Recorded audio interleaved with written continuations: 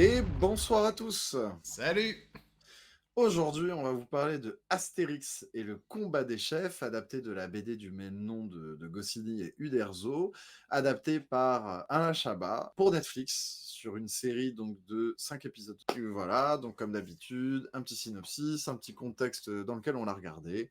Mmh, Et bien sûr, on est là pour ça. On va vous expliquer ce qu'on en a pensé.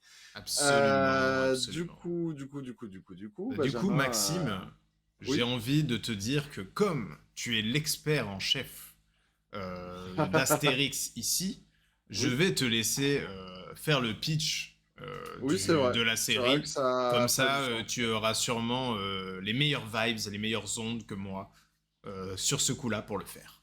C'est vrai. Et puis j'enchaînerai du coup avec le contexte au passage, comme ça Absolument. j'empacte le tout. Donc en fait, vous connaissez, hein, Astérix, toute la Gaule est envahie, toute non, sauf un village, d'irréductibles gaulois qui résiste encore et toujours à l'envahisseur. Ah, ça, je connais. Heu, voilà, et donc du coup, on est sur ce genre d'épisode donc qui se passe dans le village, parce que vous savez, il y a 2 types d'épisodes d'Astérix, il y a les épisodes voyage, des épisodes village. Là, on est sur un épisode village, d'Astérix, donc que la BD, un combat J'ai des des chefs. mauvais souvenirs du dernier voyage d'ailleurs, pour ma part. Oui, ça oui. En plus, il y avait de l'enjeu sur, en fait, il y a toujours de l'enjeu sur un Astérix en animation, car on n'a, jamais eu de mauvais, trucs d'animation Astérix. Oh, ça Heu c'est une take. Ouais, Astérix chez les Vikings qui est pas le meilleur, mais oui, il est quand même très, très correct. Donc du coup, là, de le faire en série Netflix, tu vois, moi, je m'étais quand même un peu dit: «Ah!» Voilà, et donc du coup, l'histoire, c'est très simple. C'est un énième plan des Romains pour essayer, bah, d'enfin réussir à envahir ce petit village, et donc du coup, ils vont trouver une loi gauloise qui s'appelle le combat des chefs, où en gros 2 chefs vont se battre et le vainqueur remporte le village de l'autre. Et du coup, ils vont profiter d'un village gallo-romain, donc c'est-à-dire un village gaulois, mais qui s'est laissé, on va dire, convertir par Rome, qui s'est laissé, coloniser, ce qui laisse d'ailleurs une des meilleures blagues de la série, cette histoire de coloniser. Absolument. Du coup, par principe, du coup, si du coup il gagne sur un bras raccourcix, bah du coup il devient le chef du village et du coup le village devient gallo-romain. Donc c'est l'intrigue de la BD, c'est l'intrigue de la série et on part sur cette base-là. Moi, en termes de contexte, bah, je suis grand fan d'Astérix. J'ai été biberonné à Astérix depuis que aussi longtemps que je me souvienne. Je suis un grand fan aussi du parc Astérix. Les films qui sortent, je les regarde tous. Comme je vous ai dit, j'aime tous les films d'animation Astérix.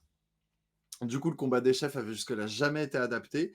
Il y a juste la partie où Panoramix devient fou, qui avait été adaptée comme intrigue seule dans Astérix et le coup du menhir, qui du coup n'était pas une adaptation à proprement parler d'une BD, mais qui reprenait juste cette idée du Panoramix qui perd la boule et d'étirer cette idée-là sur 1 heure et demie. En gros. Voilà. Si la folie de Panoramix vous dit quelque chose, c'est pour ça, mais du coup, ce film-là n'est pas une adaptation du combat des chefs. Voilà. Très bien. Les films d'animation à l'époque Et, Astérix mélangeaient et un juste peu les petite question, histoires. Oui, du coup, il n'y a pas d'album Le Coup du Mini? non, il n'y a pas d'album Le Coup du Milieu. D'accord, très bien. Et un des meilleurs dessins animés Astérix d'ailleurs, si vous voulez le revoir, une séquence de psychédélisme qui est Fort encore marquante. de très haut niveau pour ce style d'art en tout cas. Et le film est très très drôle en vrai. C'est un des plus drôles, je trouve, en animation celui-là. Voilà, donc du coup, c'est Alain Chabat qui adapte ça. Bien évidemment, Alain Chabat, c'est celui qui a réalisé pour beaucoup la seule bonne adaptation sur grand écran d'Astérix avec des vrais acteurs, même si Au service de Sa Majesté et Contre César trouvent leur défenseur avec le temps. Mission Ouais. Cléopâtre fait l'unanimité et Ouais, Alain c'est quoi Chabat. qu'on en dise, c'est le meilleur, quoi. Voilà. Voilà. Et après, je veux bien qu'on défende Au service de Sa Majesté et Contre César. Ils ont tous les deux des qualités indéniables, ce que n'ont pas l'Empire du Milieu et ce qu'elle n'a vraiment surtout pas aux Jeux Olympiques. Donc du Il a coup, d'autres qualités, mais elles sont pas cinématographiques. voilà, c'est ça. Donc du coup, voilà, je pense que des deux artistes qui ont travaillé sur Astérix dans l'audiovisuel, Chabat et Astier, sont les deux qui ont le plus capté l'esprit, en tout cas de Goscinny, qui était celui qui écrivait du coup les scénarios. Mais du coup, l'animation permet aussi de rendre beaucoup hommage au travail d'Uderzo, qui était le dessinateur. Absolument. Donc, du coup, c'était très attendu pour ça. Et en tant que fan d'Astérix, je l'attendais beaucoup pour toutes ces raisons que je viens de vous dire. Avec toujours une petite crainte parce que c'est Netflix, hein, bien évidemment. Qui est rassuré quand on annonce un projet Netflix? En plus, ça commence vraiment à m'emmerder parce que ça va On faire quand commence à même. parler vraiment. En fait, on dit que du bien de Netflix Mais oui, quasiment c'est hein, ça. depuis.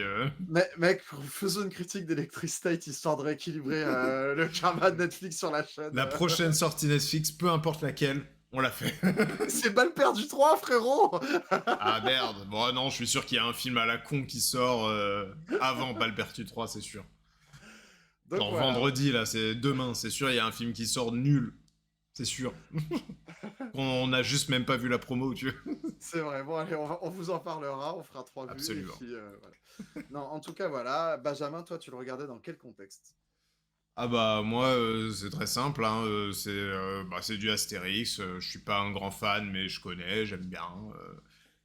C'était le retour d'Alain Chabat et là pour le coup j'aime beaucoup Alain Chabat, même hormis Astérix Mission Cléopâtre, je suis un des grands défenseurs de par exemple ou même d'autres, hein, même d'autres en vrai.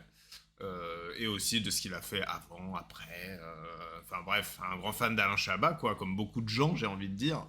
Et donc du coup, bon, bah, Astérix, Alain Chabat, bah t'y vas et puis c'est tout, hein, tu regardes et puis tu te fais un avis dessus, point barre, j'ai envie de te Ok. dire. Donc je l'attendais avec une envie de rire, surtout, parce que j'adore l'humour de Chabat, donc surtout une envie de rire et après, si j'avais tout ce qui s'ensuit, j'étais comblé et heureux.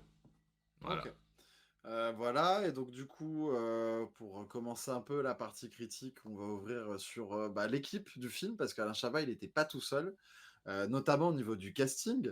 Depuis que Roger Carrel, la voix historique d'Astérix, est décédé, et même avant était à la retraite, Mm. du coup, on a changé de voix. Donc là, du coup, la question était qui fera la voix d'Astérix? Réponse, Alain Chabat. Mm. C'était Christian Clavier qui avait été le premier à reprendre le rôle pour Le Secret de la Potion Magique. Qui, pour faire la voix d'Obélix, du coup, Gilles Lelouch, qui avait fait un très bon Obélix sur l'Empire du Milieu. C'était une des rares qualités du film. Mm. Donc, très content de le revoir. D'autres choix que j'avais trouvé plus hasardeux sur le papier, comme un Thierry Lhermitte en Panoramix. Laisse-moi reprendre le casting que j'ai sous les yeux là. Voilà, c'était mes trucs. Parce qu'après, voilà, on a donc Laurent Lafitte en Jules César. Ça, c'était plutôt sans risque. On avait Jérôme Commandeur en la maman de César. J'adore cette idée. Mm. C'est Très incroyable. amusant. En plus, du coup, la maman de César, qui est un personnage qui n'existe pas dans les BD, qu'ils ont rajouté pour le film. Donc, j'étais très curieux de ça aussi, quoi. Donc voilà, Grégoire Loudig Abraham Coursix. en un bras raccourci X. Voilà, donc il y avait quand même un beau casting, à voir ce que ça allait donner. Si, Comme il d'habitude. y a Anaïs de Moustier en métadonnées. Oui, C'est c'est vrai que important. c'est Agnès de Moutier en métadonnées, c'est vrai, j'avais pas reconnu sur le moment. Donc voilà, et puis en plus du coup un casting toujours un peu particulier parce que du coup il est toujours de tradition dans les films Astérix d'avoir des gros castings et de la guest de partout, mais là du coup on amène ça dans l'animé. Normalement, dans les animés Astérix, on s'embêtait pas à faire du gros casting de partout. Ouais. Astier a un peu amené ça parce qu'il a ramené toute l'équipe de Camelot au doublage d'Astérix. Mm. Moi, je pense que Euh, c'est Netflix, hein, surtout, qui a amené ça, à mon avis. oui, je pense aussi. Mais du coup, là, on a clairement la méta des films live qui s'applique aux films d'animation, ce qui n'avait jamais été le cas avant. Mm. Parce que la méta des films d'animation Astérix, elle existe depuis bien avant les live action, tu vois. Ah bah, bien sûr. Donc j'étais voilà. Mais on a quand même Xavier Fagnon, qui est un comédien de doublage avant tout connu pour son travail de comédien de doublage. C'est notamment la VF de Seth Rogen.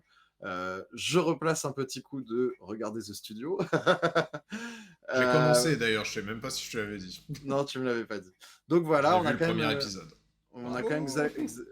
on a quand même Xavier Fagnon en narrateur.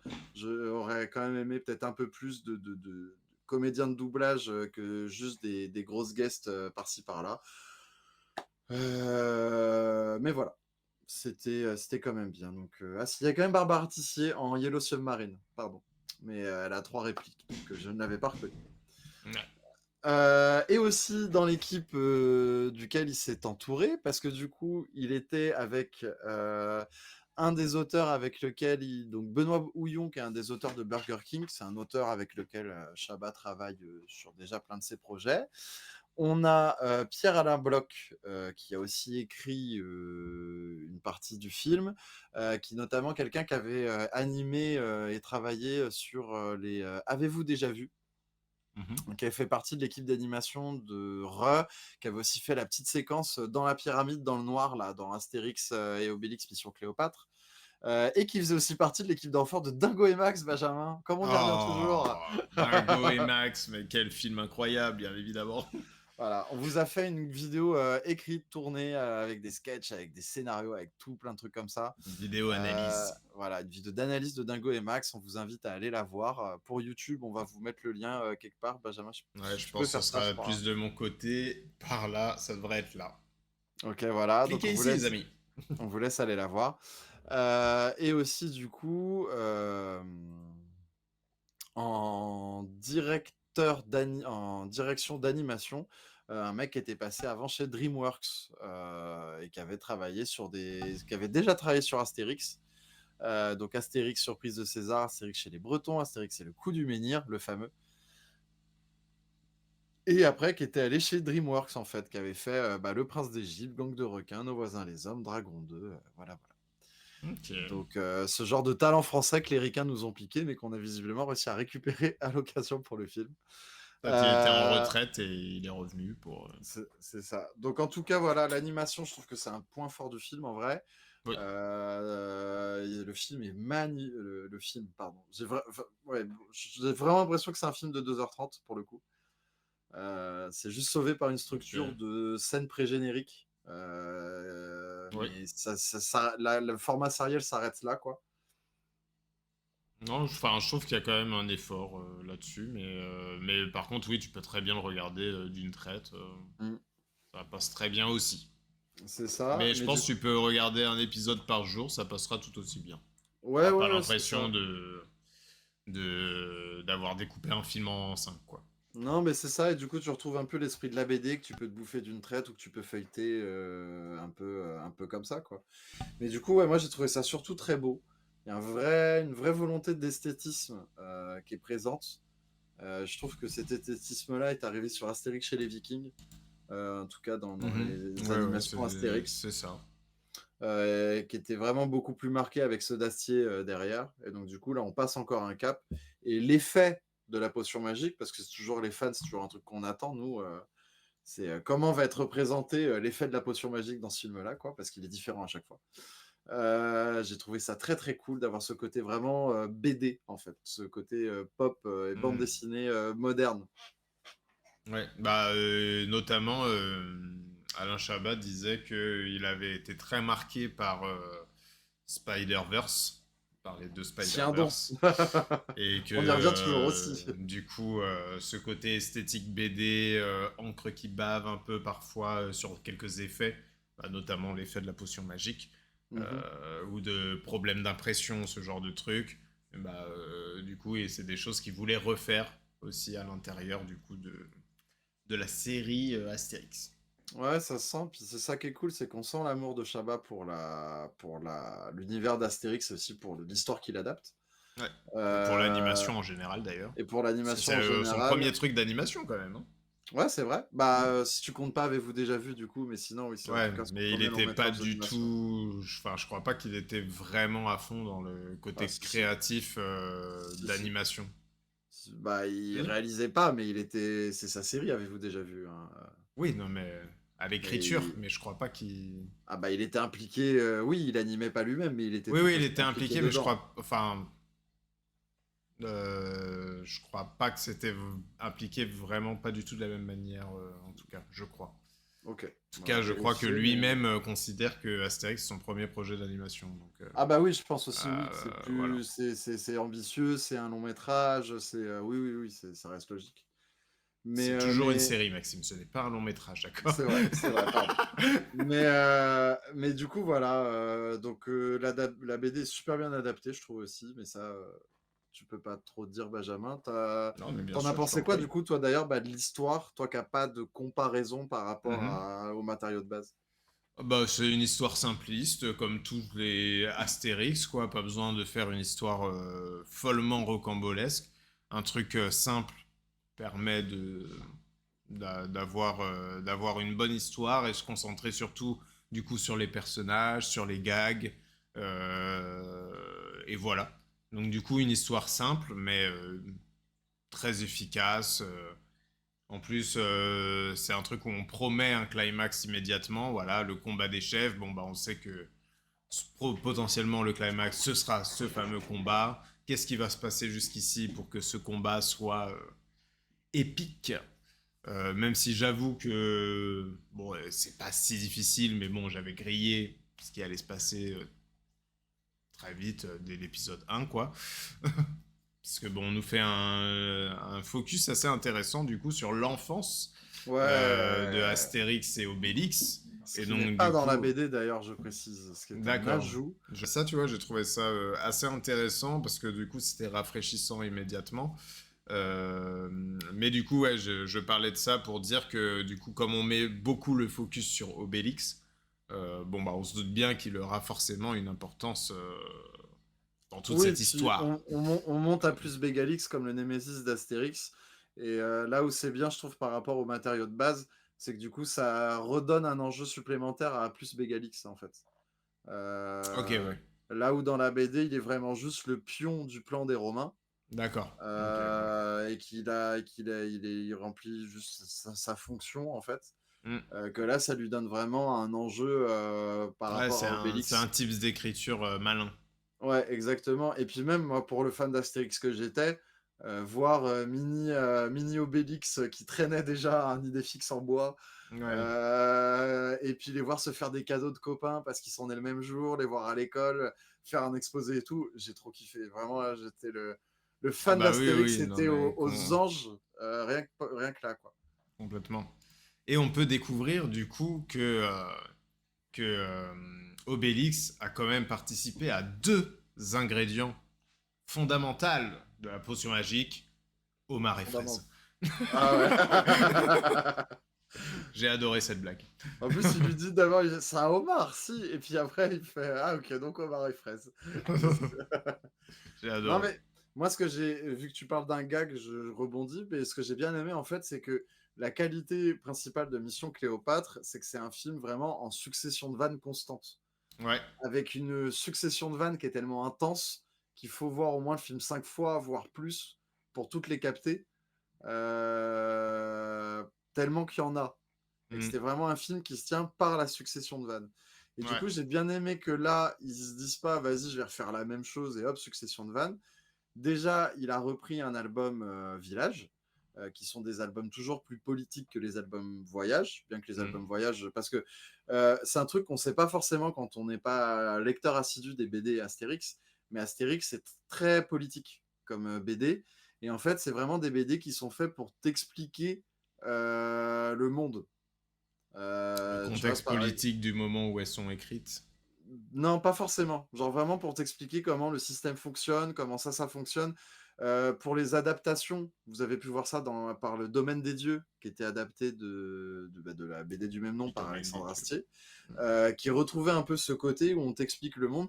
Par exemple, Astérix chez les Helvètes, je crois, ou Bouclier Arverne. Dites-moi en commentaire lequel des deux, mais en fait, c'est un album qui est carrément étudié dans les écoles d'économie et de sciences Ah ouais. politiques. D'accord. Genre, il y a des BD d'Astérix étudiés en sciences politiques et tout machin, parce que c'est vraiment des fables qui vont te parler de ça. Et le combat des chefs fait partie de ces albums-là. En fait, c'est le cas de tous les albums écrits par Goscinny. En tout cas, à partir du 2, je dirais. Le 1 est vraiment plus aventure. À partir du deuxième, La Serpe d'Or, justement, on commence vraiment à commenter le monde actuel à travers les aventures d'Astérix. Mhm. Et du coup, j'ai bien aimé que Chabat s'oriente sur un des albums vraiment comme ça, et du coup, en profite pour y mettre ce commentaire d'époque. C'est vrai que c'est plus commentaire d'époque que politique, de le mettre comme Astier l'avait fait dans Le Domaine des Dieux, en fait, parce que je trouve que c'est un élément qu'on retrouve trop peu dans les adaptations d'Astérix en audiovisuel, et qui, pour moi, est un ingrédient qui est vraiment beaucoup trop important dans Astérix, quoi. Ouais. Ah, je comprends, je comprends. Non, mais je sais plus moi ce que je disais. Ah oui, tu rebondissais sur les blagues, c'est ça? Mm. Sur l'humour, ouais. Ah oui, moi,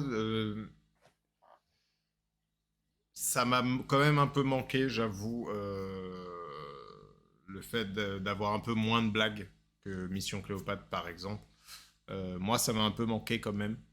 Euh, c'est vraiment un des trucs qui... Bah, l'humour chez Chabat, c'est vraiment un des trucs que j'aime le plus chez lui. Mhm. Donc, et comme du coup, la seule base de comparaison, en tout cas sur Astérix, c'est ça. C'est Mission Cléopâtre, et bah du coup, c'était ça un peu mon standing dans ma tête. Et puis même dans les films que j'apprécie le plus de lui, c'est souvent les films du coup qui sont pas mal mitraillettes niveau des vannes et tout. Justement, pas besoin de me raconter une grande histoire, fais-moi rire. Donc évidemment, du coup, la série gagne en développement, en personnages intéressants, etc. Mais du coup, en fait, les vannes sont tellement bonnes que j'en voulais toujours plus, bien évidemment. Ben, c'est ça, J'en parce veux que pour le plus. coup, le truc fait effectivement moins de vannes, mais c'est vrai que les vannes sont drôles, quoi, dès qu'il t'en Ah, fait. bien sûr. Et en plus de ça, il garde aussi ce côté Uderzo, où Uderzo adorait cacher des vannes dans ses planches. En tout cas, quand il était que dessinateur, c'était plus compliqué quand il s'était autoproclamé scénariste. Mais du coup, on faisait toujours la critique, ce qui avait valu des tensions avec les ayants droit, que Alain Chabat se disait plus héritier de Goscinny que d'Uderzo. Mais là, pour le coup, avec cette adaptation-là, on voit bien qu'il n'ignore pas non plus le travail d'Uderzo, quoi. Parce que clairement, par exemple, au bout d'un moment, il l'amène dans un... Les Romains amènent dans un bâtiment qui s'appelle Rome Sweet Rome. Hmm. Et le truc est petit, il est en plan large, tu peux très bien louper la vanne. Et c'était clairement le type de vanne qu'aimait bien caler Uderzo dans ses planches, quoi. Ouais. Où tu avais toujours des petites gags en fond, des petits trucs qui se passaient, ou un personnage qui avait une réaction particulière, tu vois. Mhm. Donc j'ai trouvé qu'en fait, si on compare vraiment en termes d'adaptation Mission Cléopâtre et le combat des chefs, je trouve qu'Alain Chabat se rapproche beaucoup plus de l'essence même de la BD avec cette adaptation-là Ouais, qu'avec Mission Cléopâtre qui s'était beaucoup plus approprié.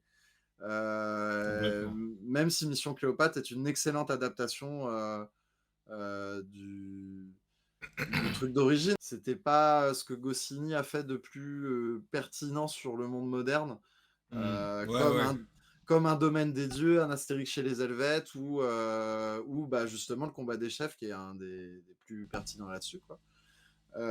Et en plus de ça, il y a quelques changements de scénario, mais pas beaucoup, et des logiques.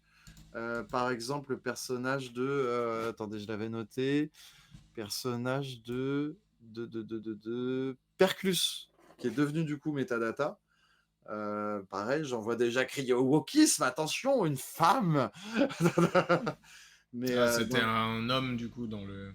ouais, c'était un mec qui s'appelait Perclus. Mais encore une fois, moi je trouve ça logique parce que bah, la BD commence à dater un peu et il faut que tout le monde puisse s'identifier et que bah, même les petites filles peuvent s'identifier avec un personnage Oui, et puis fort. même enfin, dans le discours global du film et même dans le parcours qu'a le personnage, Hmm. bah, c'est une progressiste, en fait. Ouais, c'est ça. Donc je C'est sais une pas si c'est wokiste, comme ça, Benjamin. je sais C'est une- pas Ah non, exactement. non, non, Perclus, c'est un gros rat de Romain qui ne fait pas volte-face. Non, non, c'est un... Ah d'accord, ok. Ouais, Non, non, non, donc non, dans c'est... ce cas-là, c'était parfaitement logique la manière dont il a adapté que ce Oui, soit une puis... femme et quelle est cette direction-là. Tu vois. Ouais, puis surtout que Perclus n'était pas un personnage intéressant, en fait. Quoi qu'il arrive, je comprends qu'ils aient réfléchi, ne serait-ce que de base, à changer le personnage de Perclus, parce que Perclus, c'est vraiment le... Juste un énième romain, quoi, un énième Romain sur lequel on met un pseudo-César projecteur. qui se croit un peu malin et qui est très fourbe et qui est représenté comme ça, quoi. Qui Mm. change à chaque Astérix, quoi. Mais c'est vraiment ce personnage-là. Donc voilà. Et pareil aussi au niveau d'Amnesix, du coup, le druide qu'ils vont chercher dans le film, Ok. qui est devenu du coup Apotica. Ouais. Voilà, donc c'est pareil, encore une fois, c'est vrai que les BD de cette époque manquaient quand même pas mal de personnages féminins. Et Et je je trouve qu'ils... suppose aussi que le personnage de l'oncle de Métadonnées ne pouvait pas s'appeler Fast and Furious. Il n'existe même carrément pas. Non, non, non, non, et c'est un personnage complètement rajouté, mais qui avait... En fait, il est rajouté sans l'être, en fait. C'était un personnage, on va dire, plus anecdotique, mais qui était quand même là dans le bouquin, je sais plus comment il s'appelait. Mhm. Et pareil, du coup, Amnesix, qui est devenu Apotica, pareil, rajouter de la présence féminine sur des personnages desquels tout le monde s'en fout. C'est l'occasion. En plus, ils ont gardé la couleur violette des deux personnages pour quand même les relier. Et la scène où ils arrivent chez Amnesix, c'est la même avec le mec qui ressort en sanglier, en imitant un sanglier et tout, tu vois. Mm. Donc du coup, d'ailleurs, j'ai trouvé cette scène aussi drôle dans la BD que que dans la série, pardon. Ouais. Donc tu vois, même des vannes de la BD, il a réussi à les conserver. Le seul truc que je regrette, c'est que le texte de Goscinny est tellement bon que c'est dommage de ne pas en avoir retrouvé plus que ça dans la série. Ok. Alors que Ah, dans mais le domaine après, des... c'est face à un auteur, quoi, donc c'est Ouais, mais compliqué, dans le quoi. domaine des dieux, Astier avait conservé énormément des vannes de Goscinny quand même. Ouais, mais Astier n'est pas un aussi bon auteur que Chabat, mais bon, ça après. Auteur, si. Metteur en scène, non. Non, Mais... non. Non. Mais Ah bah si, il je l'a sais que ça prouvé. concerne que moi, mais... Ah bah oui, parce qu'en plus, il l'a prouvé avec le secret de la potion magique, il savait s'approprier une Ah, histoire attends, originale attention, je d'Astérix. dis pas qu'il est mauvais, loin de là. Attention, je dis que Chabat est meilleur, c'est tout. Non, non, c'est ça, c'est que j'aurais quand même aimé qu'on garde un peu plus de vannes de Goscinny, même s'il y en a beaucoup qui sont gardées, encore une fois. Mais on va dire un peu plus de texte de Goscinny, parce qu'on retrouve beaucoup la patte du Derzo, donc j'aurais aimé qu'on retrouve. Mais encore une Ok. fois, l'adaptation est très fidèle. Les grosses différences d'adaptation sont au niveau de la mise en scène. Les Hmm. gars ont revu toute la mise en scène du bouquin. Ouais, Toute. bah... De A à Z, je Après, il suis même pas faut... sûr qu'il y ait un plan qui ressemble à une case. Ok. Parce que, bah, après, il faut aussi mettre un goût de neuf, entre guillemets. Ah ouais, bah là, c'est complètement remis à neuf, hein. Sans oublier en plus le talent du Derzo, comme je te disais. Hmm. Mais effectivement, il n'y a pas de... Encore une fois, comparaison Domaine des Dieux, par exemple. Il n'y a pas un seul moment où on essaie vraiment de reproduire le feeling qu'avait la BD de base dans sa mise en scène, quoi. Ok, très bien. Non, mais ouais, c'était vachement bien. Ici, il y a un élément aussi où j'aimerais savoir si c'était déjà dedans ou pas. C'est, bon, je grossis le trait, mais les crises d'angoisse de Obélix. Non, pas du tout. C'est pas dedans? Non, pas Ça du tout. aussi, je trouve, c'est assez intéressant et un Ouais. fil rouge assez intéressant pour son développement à Obélix, tu vois. Bah même la relation Astérix et Obélix, j'ai trouvé très chouette dans celui-là. Hmm. Ce côté vieux couple Oui, complètement. d'Astérix et Obélix qui ressort sur tout le long de l'intrigue, parce qu'en fait, le côté vieux couple, normalement, il ressort souvent avec ces fameuses scènes de Monsieur Obélix et Monsieur Astérix. Ouais, ouais. Et généralement, c'est vraiment, ça fait partie de la formule, quoi. Au bout d'un moment, ils vont se disputer Hmm. et ils vont régler leur compte. Ça va être un peu un point de l'intrigue et tout machin. Ouais. Que là, en fait, ils vont vraiment créer cette tension-là sur tout le truc, en fait. Parce que Hmm. vraiment, Astérix et Obélix, c'est vraiment ce vieux couple qui s'aime. Ouais, ouais, Et, complètement. même finalement, quand l'autre fait une crasse, quand Obélix fait une crasse à Astérix, Astérix va le pardonner en lui disant que c'est la meilleure idée qu'il ait jamais eue parce qu'en fait, ça va servir à résoudre l'intrigue. Ouais. Et d'ailleurs, Chabat le louche, ça fonctionne plutôt bien, hein. Ouais, Fonctionne ouais, plutôt de bien. ouf. Fonctionne plutôt bien. Surtout Obélix, quand même. Bah oui, J'aurais il quand même avait déjà aimé. prouvé. Voilà, j'aurais quand même aimé avoir Clavier pour Astérix, je te l'avoue. Parce Ah que du ouais? coup, on aurait eu. Ah Ah non, pas moi. bah. Moi, je trouve que Clavier avait fait un super bon boulot sur le secret de la potion magique. Hmm. Pour moi, c'était un endroit où je me suis dit, chouette, on va pouvoir revoir Christian Clavier bien joué grâce à Astérix. Ah oui, c'est vrai Et que que du coup, ça aurait pu servir. et du coup, de savoir que Clavier et Lelouch auraient pu jouer en audio sur du Astérix Obélix, je pense que ça aurait pu être vraiment jubilatoire. Hmm. En plus, on avait un l'ermite en panoramix, donc tu vois, on aurait pu même retrouver une vibe un peu Team Ouais. Splendid, quoi. Ouais, ouais, complètement. Non, bah ça, écoute, peut-être sur un projet futur, qui sait. Mais Pas j'espère bien. celui-là, en tout cas. Mais ouais, en tout cas, c'est une très bonne série. C'est une très bonne série, moi, que j'ai beaucoup apprécié. Qui se regarde très simplement, d'ailleurs. Qui se binge-watch, comme on dit, plutôt aisément, Mm, sans déplaisir. Du mm. coup, t'en as pour 2h30 pour tout mater, donc ça va, quoi. C'est un long film, voilà, en termes de durée. Si, si vous voulez vous lancer dans cette aventure, quoi, à regarder cette série. Et bah, du coup, Maxime vous a dit, on retrouve beaucoup l'univers d'Astérix et on retrouve aussi pas mal l'univers de De Chabat, en tout Chabat. cas son humour, quoi. Et ça, c'est quand même bienvenu aussi. Il y a deux, trois vannes qui m'ont fait rire. La vanne du général de Gaulle, Ah ouais. elle m'a vraiment plié en deux. Moi, Même j'ai adoré aussi, genre, non, mais c'est pas arrivé depuis moins 50. Et t'as un Romain qui fait, mais avant moins. quoi? Ah oui, 50 avant avant, quoi? ouais, 50 avant quoi, ouais, c'est ça, c'est ça. Exactement, ouais, ça c'est Mais très drôle. d'ailleurs, en reparlant des adaptations, c'est marrant que t'aies vu venir du coup qu'Obélix allait prendre la place d'Abracurcix, vu que maintenant t'es Ouais. un peu plus dans le spoiler, parce que c'est Mm. pas dans la BD. Et qu'en fait, dans la D'accord. BD, tu te doutes que ça peut se terminer comme ça, alors que dans la BD, Abracurcix, justement, Il porte ses couilles. il porte ses couilles, ouais. Ok. Bah ouais, là, en fait, pour moi, c'est... Bon, là, après, c'était d'un point de vue de scénariste, j'imagine, tu vois, c'est... Mm, Je m'en rends plus compte quand je fais de l'analyse ou pas, tu vois, quand je regarde les trucs. Mais, euh, mais pour moi, c'était parfaitement logique avec la construction qu'il mettait sur Obélix, mm. qui était bien plus grosse que celle d'Astérix, tu vois, qu'il allait avoir une importance. Donc, quel est l'enjeu du truc? C'est que les deux chefs doivent se battre. Bon, bah, logiquement, je savais pas du tout par quel moyen, mais je me doutais que ce serait Obélix qui allait se battre. Ok, Après, donc par c'est. contre, ils m'ont surpris sur le fait que, bah, au final, il n'y a pas de combat, qui tombe dans les pommes, etc., Ouais, etc., tu c'est vois. ça. Et puis en Donc plus, là-dessus, par contre, après, ils m'ont surpris, tu vois. j'ai bien aimé aussi toute la partie sur le parc Astérix, qui est en fait une parodie de Disney au passage, parce on a Small World qui est refait avec des pauvres bêtes Ouais, ouais, très drôle, très drôle. très drôle. Et puis du coup, Astérix qui est enfin dans un parc d'attractions après tout ce temps. En plus, un roller coaster en bois, on a pensé tout de suite au Mm. Tonnerre de Zeus. Non, c'était rigolo. Ouais, Avec ouais. aussi les deux présentateurs là qui interviennent.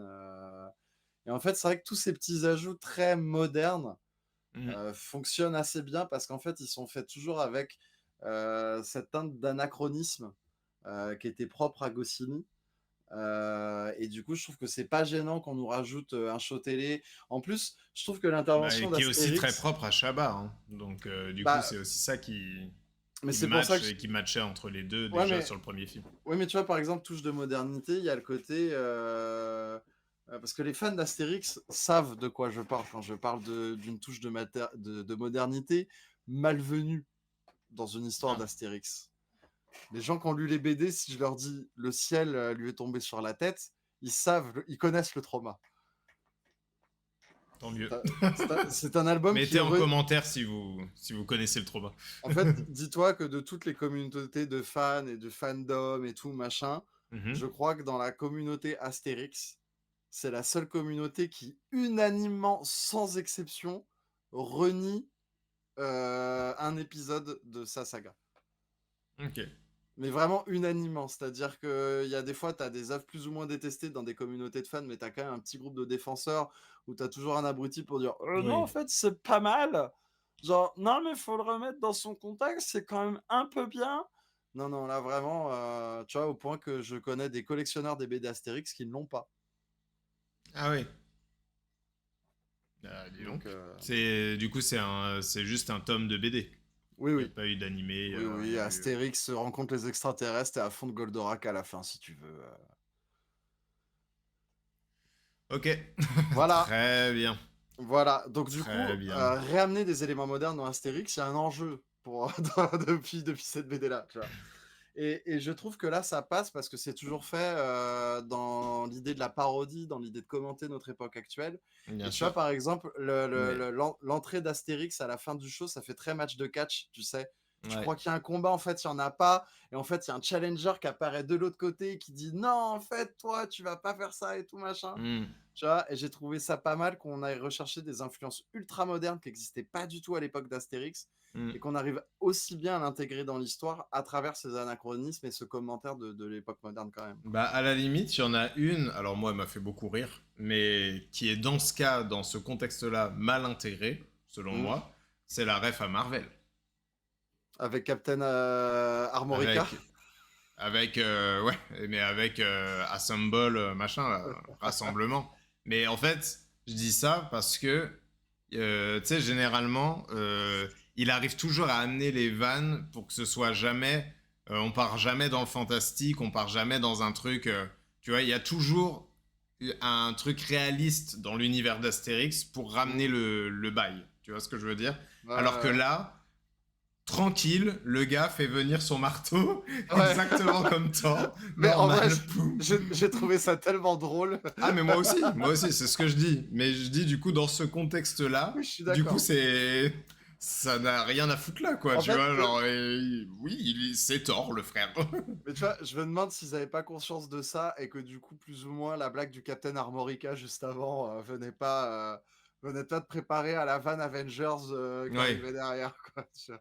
ouais, ouais. Et en plus, après, du coup, il y a exactement le même plan jusqu'à Abraham Coursix qui dit rassemblement. Ouais.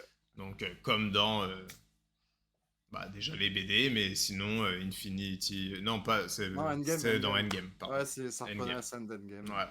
Voilà, puis toujours la mythique scène du banquet à la fin, comme tous les épisodes d'Astérix pour le coup. Et en plus de là, il y a un enjeu qui est mis sur cette scène du banquet parce que du coup, va falloir que Obélix parle et tout machin. Mhm.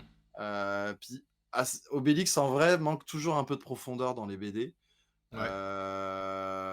Ça, c'est peut-être un des rares bons trucs qu'Uderzo a apporté quand il était tout seul au scénario.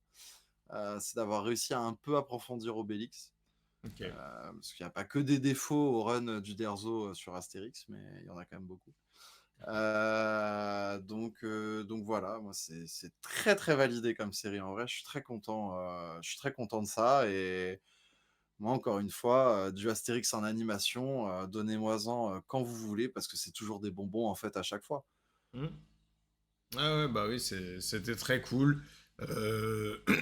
Bon, moi, juste pour faire mon râleur, parce que je suis toujours Ah comme c'est d'hab, très souvent le ah râleur du voilà, ah bah duo. super, je pensais que tout allait bien se passer. Non, juste je le dis, on est sur la fin. Je trouve que voilà, on en fait un peu beaucoup. Enfin, certains. Genre, là, par exemple, toi, comment tu en as parlé, je trouve pas que t'en fais trop. Mais je trouve qu'il y en a qui en font un peu trop. Mais Genre, c'est le meilleur truc qu'ils ont vu depuis je sais pas combien d'années. Ça va. Donc, bah, en fait, faut doser. moi, je trouve quand même que c'est du top tier Astérix. Genre, ça fait partie des meilleurs trucs Astérix, Ah, je BD, suis film d'accord. confondu qu'on ait eu. Ah, mais même moi, si tu veux mon Euh, avis, c'est peut-être même le meilleur truc Astérix derrière Mission Cléopâtre pour ma part. Donc, euh, en vrai, en c'est vrai, déjà pas mal. euh, en vrai, je suis pas prêt pour ce débat encore. Ouais. J'ai- Un peu trop récent, un peu Ouais, trop récent. ouais, il y en a quand même. Il Mais y a pour quand même. moi, avec mes appréciations et les gens qui ont travaillé sur ces projets-là, euh, c'est assez logique, mais pour moi, du coup, c'est le deuxième truc que j'ai le plus kiffé, je pense, Non, puis du de coup, l'univers Astérix. le prochain animé, c'est par Delaporte et de la Patelière, là, Ouais, les gars qui étaient derrière le prénom et le comte de Monte Cristo. ouais. J'ai très très hâte, je trouve que c'est une très bonne idée de les avoir engagés pour du Astérix, Mhm. parce qu'ils peuvent justement avoir un côté très verbeux et en plus très épique qui peut être hyper intéressant. Ouais. Donc j'ai très hâte de ce qui arrive en animation aussi sur Astérix. Voilà. Ouais, ouais, non, mais c'est vrai que ça peut être franchement pas mal. Je suis d'ailleurs très étonné que après le succès fou du Comte de Monte Cristo, ils partent sur Astérix en animation, quoi. Genre, je suis en mode, oh ouais, ok, très bien les gars. Bah Bah, ouais, mais c'est beau. après, je pense déjà niveau Tunas, quand tu fais un Astérix, t'es payé de ouf. Bien sûr, bien Parce sûr. que c'est pas toi qui vas acheter les droits. Ah bah, oui, non, c'est clair. Et qu'en plus, de ça, faut dire qu'Astérix, pour beaucoup de gens dont je fais partie, c'est plus que cultissime. Ah C'est non, mais patrimonial, en fait. c'est pas Et pour d'ailleurs, dénigrer Astérix, mais dans ce cas-là, pourquoi pas un live action, tu vois? Bon, le pourquoi pas vient de non mais non mais tu vois ce plus que je veux personne ne dire? fera de live action En Astérix. vrai, on va pas se mentir, le dessin animé Astérix, peu importe, comment il est fait, par qui, je sais pas quoi, fera jamais les chiffres d'un Monte Cristo, tu vois? Je Alors que suis bien là, il y d'accord. avait le run parfait pour qu'il reparte sur un énorme blockbuster, tu vois? Donc tu vois ce que je veux dire? C'est Mmh. amusant qu'ils partent sur un film d'animation Astérix, mais c'est pas du tout pour dénigrer Astérix. Au contraire, pas Ouais, du ouais, non, tout. mais c'est ça, c'est que je trouve d'ailleurs qu'Astérix, c'est une des rares, franchises, qu'on arrive à exploiter correctement. En tout cas de Oui. notre côté de l'Atlantique. Même si au niveau des films, c'est pas ça, ils répondent quand même à une logique de marché, qui est très cynique et qui nous donne des films très mauvais, mais qui en termes de marché fonctionnent parce que c'est des films qui se vendent bien en Europe, des films qu'on exporte et tout machin. Mais du coup, c'est une J'aimerais bien hype. voir les résultats quand même du dernier, hein. Il a marché dans d'autres pays, hein, Ah ouais? ça marche. Ça l'a remboursé, Ouais, ouais, ouais, ça marche en Europe de ouf en ah, t'es fait, sûr? Astérix. T'es Ouais, sûr là de ce que tu dis? quasi, hein. Ah ouais? Quasi, je crois Je qu'il a crois fait pas des. que, je crois que c'est un flop assez costaud. Alors oui, bien sûr, il s'est vendu à l'étranger, mais je suis pas certain qu'il se rembourse, le frère. Ok. Bon, Mais à voilà. vérifier, à En tout vérifier. cas, voilà. Bon, je pense quand même que le modèle économique des live action est à changer. Oui, Je pense que oui, clairement. on a commencé en voulant faire du visiteur-like. Après, Chabat est arrivé. Hmm. Depuis, on essaye de se reposer sur ce que fait Chabat. Il y avait, Non, et comment puis aussi accumuler les guest stars. C'est ça la nouvelle méta, c'est pas. bah, c'est la méta Chabat, accumuler les guest stars. C'est juste que c'est la mauvaise méta Chabat. Euh, non, enfin. Bah si, parce que Mission Cléopâtre a accumulé les guest stars de ouf, mais avait cet Bah, avantage-là. pas vraiment. Il Bah accumule pas non, les guest stars, tu si, vois. mais laisse-moi aller Ouais, jusqu'au bout. d'accord, pardon, vas-y. C'est que Chabat accumulait les gros noms pour des petits caméos et des petits trucs. Donc ça restait d'une certaine manière de la guest star, parce que bah oui, t'as quand même Gad Elmaleh qui vient faire un rôle, il a même pas un seul gros plan sur lui. Si tu reconnais pas sa voix, tu captes même pas que c'est Gad Elmaleh. Tu vois ce que je veux dire? Ouais, ok, Donc, ok. Mhm. donc c'est lui qui a instauré ce délire d'avoir de la guest star à tout va, machin. Mhm. Sauf que Chabat avait compris un truc avec cette utilisation des guest stars, c'est que c'est pas des guests qui viennent faire des refs à elles-mêmes. C'est-à-dire que Oui. on n'invite pas, par exemple, je sais pas, bah, par exemple Gad Elmaleh, on vient pas lui faire faire une blague sur le grand blond, parce qu'il vient faire une guest dans Astérix. Et Non, il à vient part avec une perruque blonde direct. alors qu'à partir de Jeux Olympiques, et c'est le cas pour Sa Majesté, c'est encore plus le cas pour l'Empire de Milieu, À l'Empire du Milieu, c'est catastrophique à ce niveau-là, hein. c'est qu'on invite des guest stars qui sont des guest stars qui viennent faire des caméos en pleine conscience de ce qu'elles sont dans la réalité. C'est des caméos de Stanley. Sauf que c'est des caméos de Stanley, donc tu vas te retrouver avec Angèle qui va te dire bah, c'est oui ou bien c'est non. Orelsan qui va dire ah là là, je crois que la Terre est ronde. Enfin, ça, alors que là où Et Zidane qui fait du foot. voilà. Et encore, je trouve le numéro 10 de Zidane, la vanne était bien sentie sur le papier, quoi. Ouais, Mais mais bon, il y avait Cumul avec aussi Schumacher qui était au machin. oui, puis elle arrive au Donc bout bon, d'une heure et demie de souffrance. ouais, voilà, c'est ça. Genre, il y avait quand même un cumul dans le même esprit, tu vois. Donc bon. Donc en vrai, en fait, pour moi, la méta des guest stars, encore une fois, elle fait financer le film dessus, elle permet d'avoir de l'argent, ça permet d'exporter derrière. Hmm. C'est une idée qui est pas forcément déconnante d'un point de vue business, mais en fait, il faut juste se dire bah, que t'écris ton film, t'écris tes rôles, et après tu dis ah tiens, on peut mettre lui pour ce rôle-là, mais t'adaptes pas ça à ça, Ouais, et quoi. puis surtout, je pense, il faut choisir un réalisateur et laisse le réalisateur ramener ses potes à la limite, que les guest stars soient genre les potes du réal Bah pour qu'ils ça, les gèrent de la bonne manière, entre ça guillemets. c'est les ayants droit du Derzo qui veulent plus ça.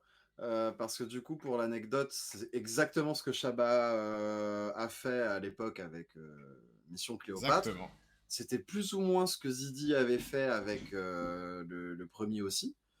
C'est juste que Ça qui était bien. la bande du premier, c'était un peu le gratin du cinéma français, tu vois. Donc ça paraissait pas être une bande à proprement parler. Non, ouais. Que Chabat qui s'est ramené avec toute sa team Canal+, là, ça Hmm. s'est quand même un peu vu. Et en fait, Ah bah oui. Uderzo n'a pas du tout aimé ça. Et en fait, du coup, je sais pas si tu connais l'anecdote Benjamin, mais j'en Oui, profite pour la oui. dire Mais là. c'est un bon con, lui. C'est que Désolé. du coup, Astérix 3 à la base, ça devait être Astérix en Hispania. On avait confié la réalisation à Gérard Jugnot. Et Gérard Jugnot en voulait en profiter pour que ce soit le film ultime du Splendide. Ouais, Et que du coup, grande il revient, histoire.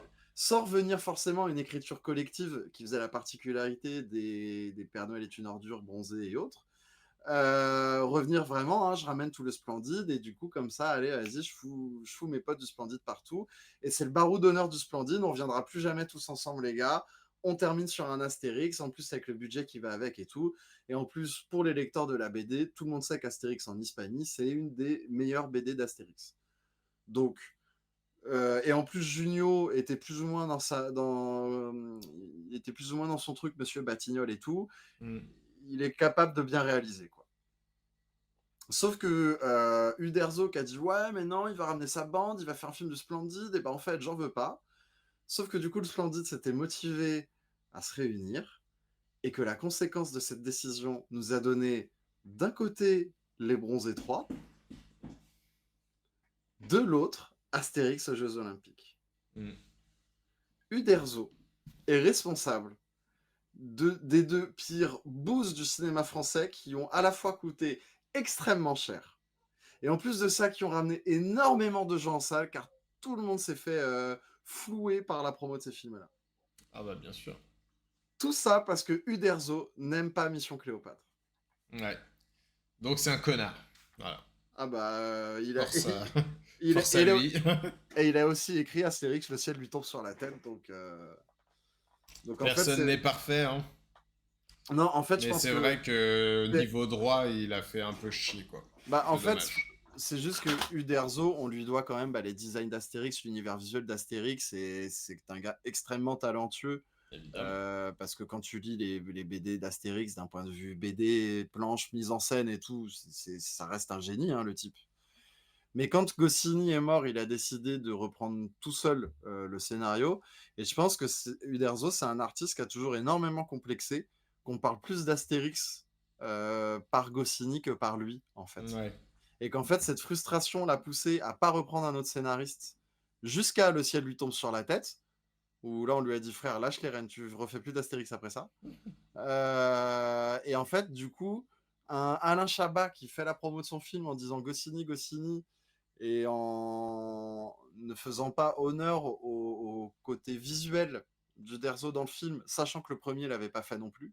Mhm. Je pense que cette frustration nourrie de ne pas être assez reconnu pour Astérix, qui est complètement fausse d'ailleurs, à mon avis, l'amène en fait à ce genre de moves qui sont vraiment pas malins, quoi. Enfin, l'ont amené parce qu'il est décédé et paix à son âme. Ouais. Parce que merci pour Astérix quand même. Pas pour le ciel Évidemment, lui tombe sur évidemment. la tête, mais merci pour tout le reste. Et pas merci pour Astérix en Hispanie, du coup. Bah c'est ça, c'est ça. Mais du coup, je pense que il y a après les 3 échecs qu'il y a eu, je pense que faut une remise en question, comme je disais, parce que du coup, pour continuer le truc, après il y a eu le film de Thomas Langman qui a été un enfer de production, qui s'est perdu complètement dans les trucs et tout machin. Mais du coup, c'est aussi pour ça qu'Astérix au service de Sa Majesté est le seul film live action Astérix qui essaye d'aller chercher quelque chose du côté des visuels de la BD. Mm. Et qui est d'ailleurs le film le plus fidèle au niveau visuel de la BD. C'est pour ça que je veux bien qu'il ait des défenseurs pour le coup. Ouais. Mais c'est pas très beau très souvent, quand même. Bah, c'est le problème. Ouais, en fait, c'est le problème, c'est qu'il n'a pas été fait avec le bon C'est... budget à la bonne époque pour faire ça. Ah ouais, clairement pas, hein, parce que le village, dégueulasse. Ah, ignoble, la scène dans la Manche, là, sur le bateau. ignoble. Et puis, moi, il y avait un truc qui m'avait marqué. C'était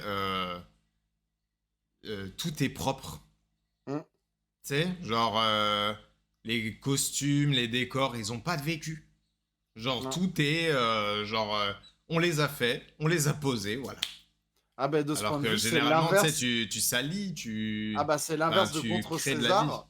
C'est l'inverse Ouais, de Contre César qui avait justement eu le parti pris complètement opposé de tout ouais, c'est salir. ça. Ouais, voilà, c'est ça, de mettre vraiment Trop de vécu. de la patine. Ah bah il voulait Mais, vraiment que tu crois que c'était des vrais Gaulois quoi. ouais, Tu ouais, vois, ouais, cet voilà, état c'est d'esprit ça. visiteur en fait. Vraiment faut se dire que le premier Astérix, ils ont dit bon les visiteurs à en marché, on va plus ou moins partir par là. Ouais. Et c'est d'ailleurs pour ça que c'est Christian Clavier qui interprète Astérix. Et du coup, c'est pour ça que Au service de Sa Majesté était très perturbant pour ma part. Mm. Ouais mais c'est ça Euh, voilà. Comme voilà. je dis moi je l'aime pas hein, mais je veux bien, il a sa place dans. Je veux bien Oui, le oui, mettre dans oui. les bons en fait. Tu vois ce que je veux dire? C'est Bah, je veux. je veux bien le mettre dans ce qui n'est pas une catastrophe, un Voilà. séisme dans le cinéma Voilà. français. Ce qui est, voilà. Parce Et que bon, avec les deux autres, on parle vraiment d'immondice, quoi. bah, Donc, et je voilà. pense après, pour finir du coup ce débat, je pense que l'Empire du Milieu, parce que Canet a du talent pour écrire de la comédie, ça n'est plus à prouver, surtout si vous avez vu Rock'n'Roll juste avant, quand il veut vous faire marrer, il vous fait marrer ce type. Mais je pense que le processus d'un Astérix aujourd'hui fait que toutes les blagues doivent être validées par des ayants droit, à des réunions pour valider chaque vanne, chaque ligne. Et je Mhm. pense vraiment que c'est ce processus-là qui a empêché qu'on ait réellement un film marrant. Parce que je pense que Guillaume Canet, c'est Mhm. un mec qui est capable de bien faire. Alors, j'aime pas tout ce qu'il a fait, mais il est capable de bien faire. Il est capable de. C'est un mec qui est conscient, c'est un mec qui sait faire des trucs, quoi. C'est un mec qui sait être drôle. Donc, je vois pas pourquoi Bah, ça aurait buggé, à part justement cette partie où, donc, comment tu veux faire une comédie quand tu dois mettre d'accord tout le monde sur chaque vanne? je suis d'accord que ça a dû jouer, mais après, pour moi, il y avait vraiment un problème dans le fait de prendre Guillaume Canet pour faire un Astérix, hein. Moi, je suis quand même un peu navré. C'est quand tu regardes ses films, en fait, il a des thématiques qu'il a voulu euh, mettre au forcing, au forceps dans le film, et ça ne marche pas du tout, du tout, du Hmm, tout. c'est ça. Genre Astérix, si on te dit pas que c'est Astérix le personnage et que tu lui enlèves la moustache, à aucun moment tu te dis que c'est Astérix, hein, Non, et vraiment dans le pourtant, caractère et tout, mais ouais, c'est Guillaume Canet. C'est c'est les ça. personnages que joue Guillaume Canet dans ses films et même dans les films des autres. Mais Et tu vois, pareil, les trucs d'amourette, de tromperie, là, César et Cléopâtre, machin, là, de trucs bizarres. En fait, tout ça, ça vient de Canet. Et frère, c'est pas à l'endroit. tu vois, justement, il loupe le côté commentaire d'époque. Exactement. Parce que même Mission Cléopâtre réussit à garder ça. Tu vois, parce que ça parle quand Hmm. même d'esclavagisme, ça parle quand même de ces puissants qui veulent des choses tout de suite et tout machin. Oui, Ça et va puis il y a pas des plus vannes loin. dessus surtout. Ben, c'est ça. Donc ça Et commente. C'est pas que un décorum, tu vois. voilà, c'est ça. Et même si ça reste le niveau zéro du commentaire de notre époque, on n'oublie pas ça. Et même au service de Sa Majesté qui adapte Astérix chez les Bretons et Astérix chez les Goths. Je sais plus le deuxième. Je sais qu'il en a adapté dans l'épisode 2. C'est pas en Angleterre ou je sais pas quoi là. Il y Bah, a c'est pas un chez les truc comme ça. Bretons. Ça serait que chez Ah, les c'est chez les Bretons. Bretons ça. Ok. Bah oui, parce que sinon, si c'est notre Bretagne, ils sont déjà chez eux. Ah oui, c'est vrai, c'est en Bretagne, c'est vrai. Donc c'est chez les Bretons et chez les Goths, je crois. Dites-moi Ok. en commentaire, je sais qu'il en adapte deux, mais du coup, pareil, en fait, c'est des œuvres qui arrivent à garder ça, que l'Empire du Milieu a rien pour lui, quoi. Donc, Ouais. Puis il adapte rien, donc il a même pas un truc aussi sur lequel se baser. Donc. non. Bah, moi, un Astérix que j'attendrais vraiment de voir adapté, parce que je trouve que c'est une des meilleures histoires, ce serait le Bouclier à Verne, pour le coup. Ok. Ou Arverne, je sais plus comment on dit. Mais attends, je vais Moi, regarder. moi, il y avait qu'un Bouclier seul Arverne. Pierre Verne. Le bouclier Arverne, qui est lui, du coup, qui est étudié en cours d'économie et sciences politiques. Ah, Parce qu'il c'est t'explique celui-là? simple, ouais, il t'explique en fait la loi de l'offre et de la demande et les lois du D'accord, marché. oui. Et donc c'est un cours La d'économie, l'album. congolésification des lois du marché, ouais. Exactement. Et là, c'est l'astérisation des lois du marché. D'accord, très bien, très bien. Moi, j'avais un seul tome Astérix, et vraiment, je n'entends personne en parler. Mhm. Au point où je me demande même limite si c'est un vrai tome officiel, tu vois, j'en sais rien. Et Mhm. malheureusement, je pourrais pas te donner le nom, mais je pense que tu reconnaîtras si ça en est un. C'est un tome Mhm. avec un gros bébé. Ah bah oui, c'est lui dont je parlais quand j'ai dit qu'on n'a jamais vu Astérix, Astérix petit, et que j'ai dit que je voulais pas partir là-dedans, là, tout à l'heure. Ah, c'est lui. Ouais. Et du coup, ça, c'est Uderzo tout seul. Ouais, c'est un Uderzo tout seul, de Ok, mémoire. d'accord. C'est ça, le fils d'Astérix. C'est clairement pas un des meilleurs. C'est le fils Euh, d'Astérix, ça s'appelle. ouais, c'est le fils d'Astérix et c'est un des pires. C'est un des pires. Ok. Parce qu'en gros, Bah, c'est le seul que j'avais. Voilà. ouais. Oui, c'est ça, exactement. Parce que Je me en rappelais gros, de l'image de couverture. des Uderzo tout seul, je crois que l'Odyssée d'Astérix et Astérix chez Rahazad était pas dégueu. La galère d'Obélix, c'était pas dégueu non plus. Et je crois que tout le reste. Il y a le Grand Fossé. Mec, le Grand Fossé, c'est atroce. C'est une comédie romantique entre Falbala et son bellâtre. C'est qui son bel Euh, être? je sais plus comment il s'appelle. Mais du coup, c'est vraiment, au bout d'un moment, tu suis une comédie romantique avec Falbala, mec, t'es perdu. Ah ouais? Ah ouais, c'est horrible. Pourtant, j'aime bien les comédies romantiques, moi. Ah ouais, mais là, mec, t'ouvres un Astérix, tu tombes sur une comédie romantique et vraiment, tu plonges vraiment dans les pires ténèbres des intrigues de rom-com et tout. C'est atroce. C'est Incroyable. atroce. Et c'est le premier par Uderzo, dis-toi. Ah oui, il est parti dans tous les sens, en fait, le frérot, quoi. Ah oui, mais c'était pas son boulot, en fait. Il était en roue libre. Ah, Normand et Breton. Voilà, ça adapte Astérix chez les Normands et Astérix chez les Ah, Bretons. ok, oui. Bon, en tout cas, n'oubliez pas de vous abonner, n'oubliez pas de commenter, de partager la vidéo. Nous, on répond à tous vos commentaires. On est Absolument. sur TikTok. En plus, je me suis remis au TikTok. Je fais des TikTok sur Doctor Who. Benjamin vous fait des TikTok sur Last of Us. C'est vrai que c'est assez chouette, comme ça, on peut vous parler des séries qu'on suit chacun de notre côté. Oui, c'est très intéressant. Euh, Venez. voilà. Donc commentaires, partage, on est en live Twitch tous les jeudis de 20h à 23h, venez, vous pouvez assister au tournage, vous pouvez y participer. De temps en temps on fait un peu de let's play, il y a aussi toute une partie que vous voyez pas vous sur YouTube parce qu'en fait on talk, on parle sur toute l'actualité culturelle du moment. Donc n'hésitez pas à nous rejoindre. En attendant, n'oubliez pas que tout ce qu'on vient de dire sur Astérix et le combat des chefs n'était que notre avis. Faites-vous le vôtre. Et ciao! Bye.